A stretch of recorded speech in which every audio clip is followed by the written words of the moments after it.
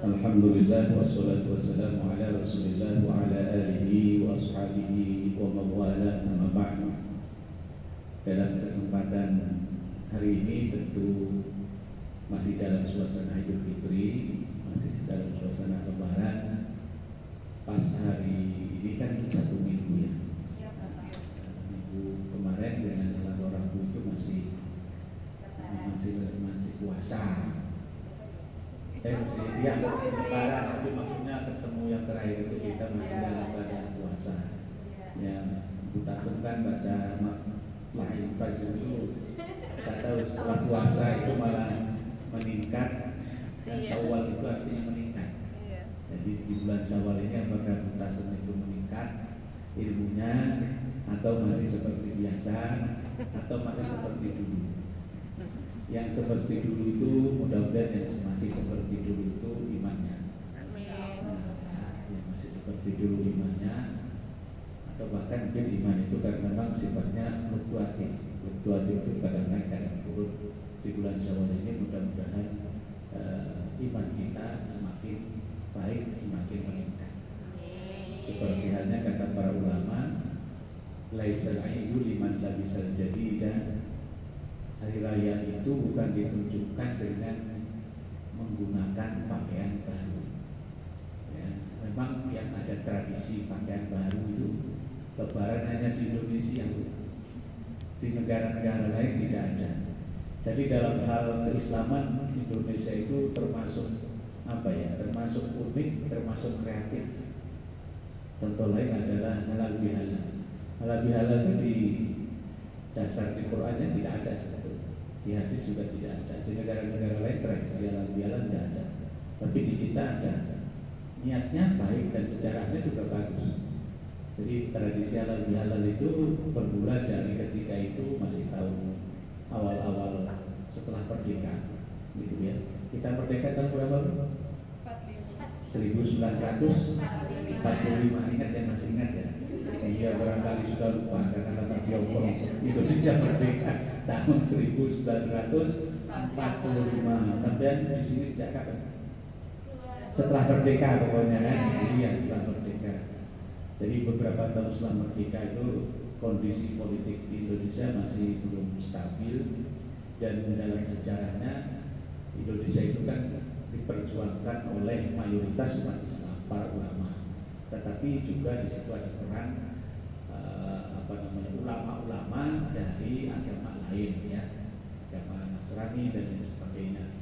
Jadi memang kerjasama, tapi memang secara nominal karena kita mayoritas bangsa kita itu adalah umat Islam, maka yang banyak juga ulama-ulama Islam ya, merancang undang-undang, ya, merancang tentang kemerdekaan itu para ulama. Memang perjuangan para ulama itu luar biasa. Bahkan termasuk juga yang ketika menghadapi peristiwa yang kelak, peristiwa yang sangat bersejarah dan menyedihkan, adalah peristiwa tahun 1965 kan, yaitu gerakan 30 PKI itu, 30 PKI ketika banyak para ulama yang syahid karena memang dibunuh ya oleh para PKI. Ya, salah satunya itu saya ingat sekali kalau setiap tanggal berapa ada 30 SPKI itu. Ibu ingat tidak? S-nya itu apa? September. Iya, tanggal 30 September itu kan peristiwa yang luar biasa karena salah satu yang waktu itu diincar dan sudah masuk ke pondok adalah Kiai Said. Jadi, sudah masuk ke pondok itu cuma karena tahu sebelumnya ada santri yang tahu bahwa hari ini akan ada penyerangan, sehingga Pak Kiai itu menghindar, melarikan diri ke gua, dan itu sangat bersejarah sehingga para santrinya itu diberitahu karena itu sebuah peristiwa bersejarah dan selalu kita peringati juga. Alhamdulillah kiai kita, kiai kami itu selamat, tapi para kiai-kiai yang lain ya banyak yang disembelih sampai sungainya itu di belakang pondok kita ya, menjadi catatan sejarah lah, karena perjuangan ketika mempertahankan pesantren. Memang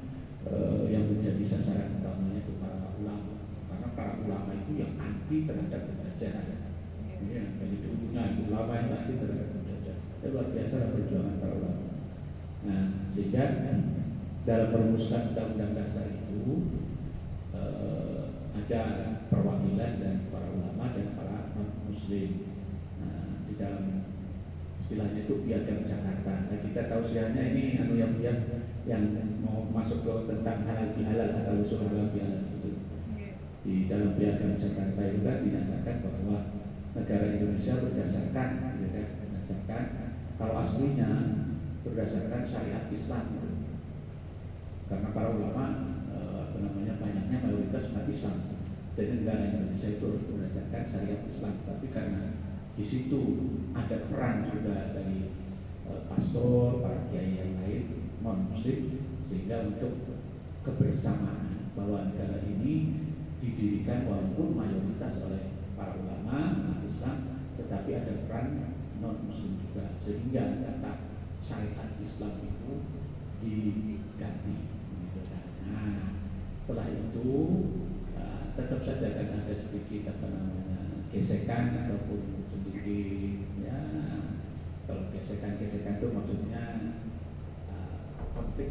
konflik sedikit lah, tapi tidak perang itu kan masih, karena ada non muslim juga. Akhirnya lama-lama dari Kiai Haji Hasbullah itu yang pendiri salah seorang tokoh NU berinisiatif untuk mengakurkan para pendiri negara ini dari yang non muslim dengan yang Islam. Diundanglah pada hari Lebaran untuk mengadakan halal bihalal. Jadi kalau ada rasa yang kurang pas atau kurang enak dengan sesama bangsa Indonesia, maka perlu diinikan. Toh kita ini sama-sama berjuang untuk mendirikan Indonesia yang merdeka, menentang penjajahan, terlepas dari agama masing-masing. Itu ya. Jadi asal usulnya itu seperti itu, halal bihalal itu untuk merukunkan, menyatukan, menghalalkan yang tidak halal menjadi halal. Yang tadinya rasa nggak suka terhadap ini orang Islam, ini orang Kristen segala itu, Buddha, Hindu, kan kita ini dari dulu agamanya sudah plural itu lebih dari satu agama. Sehingga dari Alhamdulillah Hezbollah itu berinisiatif seperti itu. Alhamdulillah sampai sekarang kan kita termasuk negara yang agamanya mayor banyak, tetapi termasuk yang rukun. Itu ya, halal itu seperti itu akhirnya. Nah, adanya sejarahnya seperti itu. Nah, makanya kemudian berlanjut berkembang setiap habis Lebaran Idul Fitri saja kan tidak. Tetapi ternyata kan masalah memaafkan dan minta maaf itu ada di dalam Al-Quran. Itu. Nah, jadi tidak bertentangan dengan ajaran Islam. Walaupun kata perintah halal bihalal qala Rasulullah tidak ada. Di Quran juga tidak ada yang memerintahkan halal bihalal itu. Kata-kata halal bihalalnya sendiri tidak ada. Tetapi esensi itu artinya roh di dalam halal bihalal itu kan adalah memaafkan dan meminta maaf, malah meminta maaf dulu. Sebutkan itu meminta maaf kemudian memaafkan. Ini ada di Al-Quran surat Ali Imran ayat 134. Coba kalau mau dilihat saja. Dalam Al-Quran surat Ali Imran ayat 134. Surat Ali Imran itu surat ke-3 134.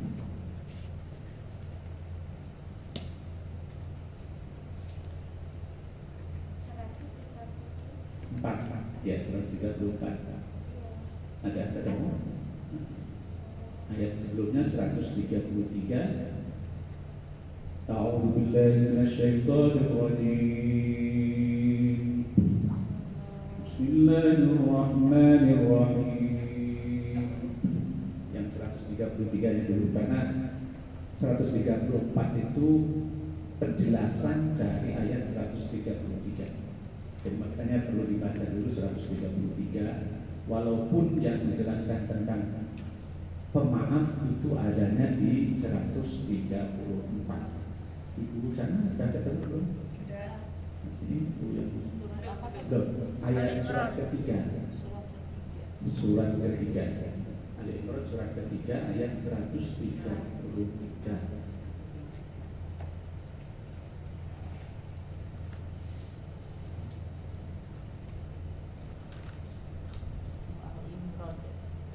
Ali Imron, menyebutnya Ali Imron, keluarga Imron.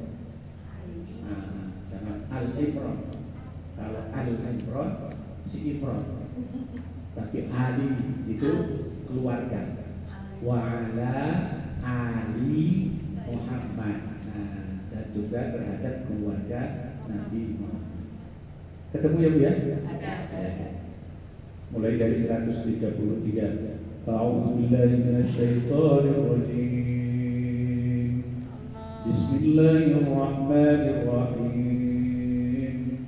Wasari'u ila maghfiratin min rabbikum wa jannatin 'arduha as-samawati wal ardh u'iddat lil muttaqin. الذين ينفقون في السراء والضراء والكاظمين الغيظ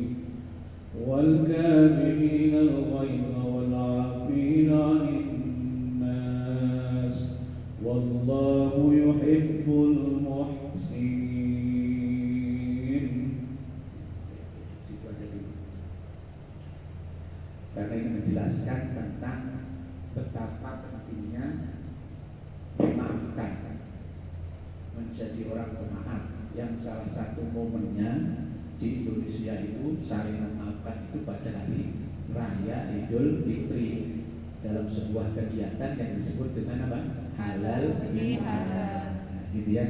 Jadi walaupun tidak ada perintah, tidak ada dalilnya dari Quran apalagi hadis tentang halal bihalal itu, tetapi tadi secara sejarah adalah untuk merukunkan antara pendiri bangsa yang beragama Islam dengan yang bukan agama Islam. Kemudian yang kedua, dari acara halal bihalal itu, walaupun mungkin juga halal bihalal itu ada yang kadang-kadang sampai banyak mengundang-undang, ada acara seperti di sini halal gitu tuh, halal bihalal. Tapi ada juga antar keluarga, tidak disebut dengan halal bihalal, tapi kalau di kita itu ada tradisi apa? Sungkeman, kan gitu kan. Esensinya sebetulnya tujuan utamanya adalah apa? Meminta maaf dan memaafkan. Ada yang meminta maaf dan ada yang memaafkan. Gitu ya. Suatu hari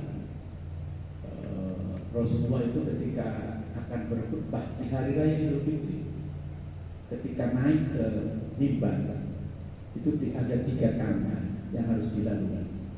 Tangga pertama mengucapkan amin, tangga kedua amin, tangga ketiga juga amin. Ada sahabat yang mendengar, tetapi tidak hanya pada saat itu, karena para Rasulullah akan berkhutbah, ya kan?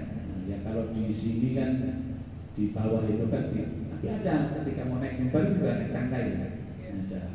Ada juga sih mimbar yang tidak naik tangga itu ada, karena datar gitu kan. Di masjid komplek Bapak itu tangganya hanya 1 karena di tempat mimbarnya pendek gitu ya. Ini persoalan naik tangga itu tergantung situasi gitu ya. Ada yang tempat mimbarnya tinggi jadi ada sampai 5 tangga, pernah mimbarnya itu tinggi, pernah itu ada 7 bahkan. Jadi benar-benar waktu itu maksudnya supaya kelihatan gitu, supaya kelihatan oleh jamaah. Jadi bukan salah satu syarat mimbar waktu itu mimbarnya harus tinggi, tidak seperti itu. Kalau zaman dulu sejarahnya mimbar tinggi itu karena dulu kan tidak pakai mic. Seperti Bilal bin Rabah itu kalau adzan itu naik ke atas tuh menara. Di sini kan nggak perlu naik ke menara. Kenapa? Karena sudah pakai mic gitu kan. Kalau teman dulu supaya mendengar gitu kan. Terus ada 2 kali itu ada di samping di kampungnya ada kalau Jumat 1 kali atau 2 kali? 2, ada 2 dan 1 nggak apa-apa. Subuh 2 apa 1? Subuh pun ada yang 2 ya. Kenapa sejarahnya? Karena waktu itu kan kurang jauh. Jadi yang pertama itu untuk mengingatkan 10 menit lagi akan ada subuh. Tapi di kita kan pernah itu diprotes. Pernah dengar kan? Sampai mau beruang tarhim, ya tarhim, ada tarhim ataupun azan. Itu pernah di kita sampai pemerintah Kementerian Agama mengeluarkan peraturan supaya azan tidak dimasukkan ke mic karena mengganggu yang non muslim. Itu kan sempat banyak protes. Pernah dengar seperti itu? Iya, pernah. Banyak protes karena di kita ini mayoritas Islam. Dan ternyata kan yang tidur juga masih banyak, walaupun sudah azan tetap saja tidur. Artinya azan itu tidak mengganggu kan, sempat ramai lagi polemik sampai dikeluarkan peraturan di tempat ibadah tetap saja azan, namanya juga syiar gitu ya. Nah, ada yang kemudian muncul ketika azan itu dikumandangkan, jin, iblis, setan itu pada takut semuanya. Ya banyak versi lah begitu.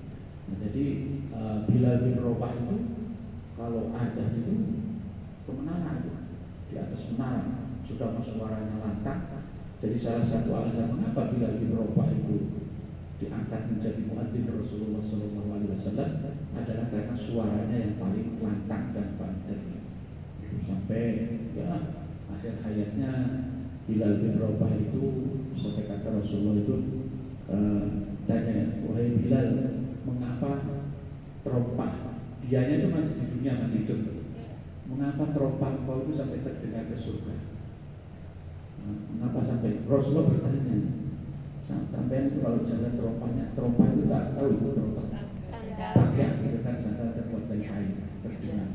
Rasulullah nggak tahu apa yang kau kerjakan sampai kok terompahmu itu terdengar di surga. Itu artinya kan orang yang masih di dunia tapi terompahnya sudah di surga, itu artinya pasti dia kalau masuk surga.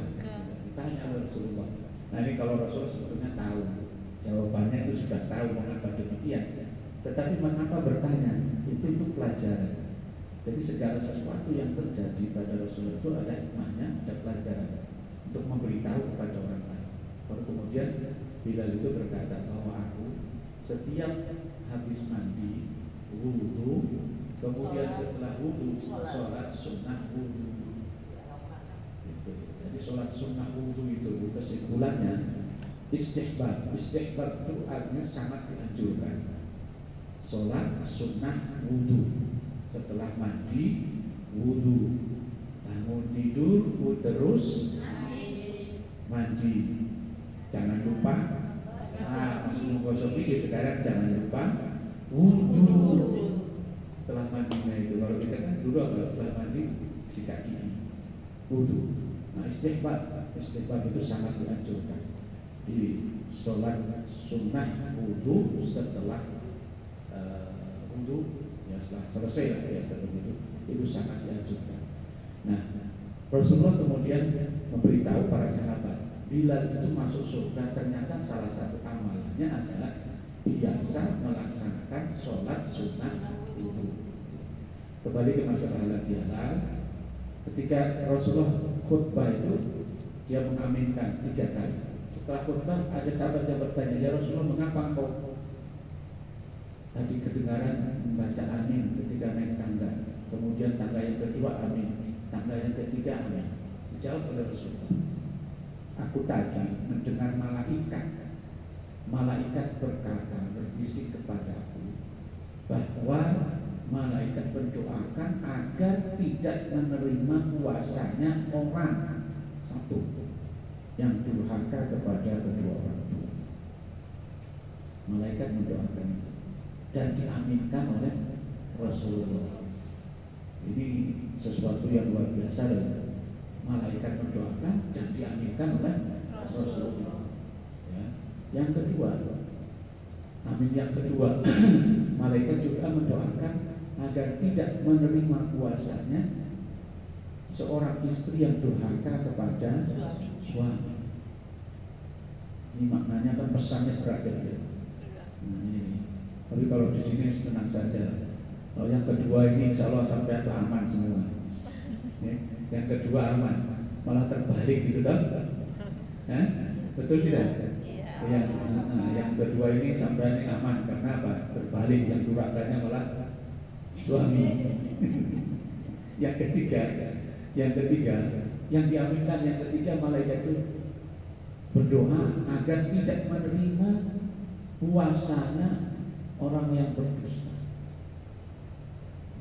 Yang pertama dulu, orang yang pertama yang diaminkan oleh malaikat, oleh Rasulullah, dan didoakan oleh malaikat adalah didoakan kepada kedua orang tua.